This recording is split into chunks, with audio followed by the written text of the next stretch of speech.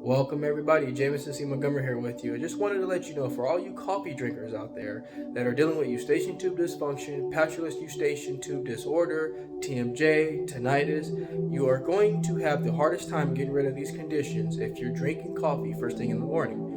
Reason being is when you first wake up, your cortisol levels are at its highest. And when you're drinking coffee, you're drinking that caffeine, you're spiking your cortisol levels.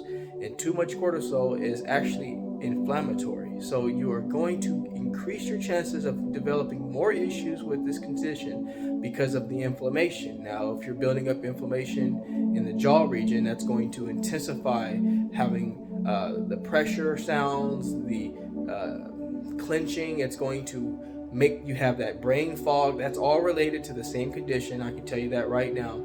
And the goal is to keep your jaw muscles loose. So my advice is, when you first wake up, you need to start hydrating. Lemon and water, eat some fruit, have some veggies. I know it's a little hard first thing in the morning, but you can take your veggies and your fruits and you can infuse them and get some of that hydration that way.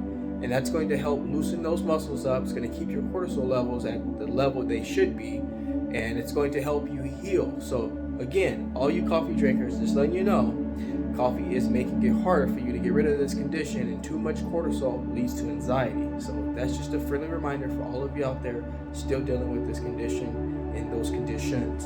So hope that helps a little bit, and I will talk to you all very soon. Take care now.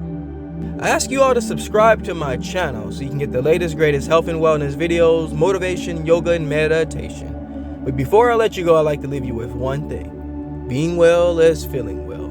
Feeling well is doing well is living well. Take care, everybody.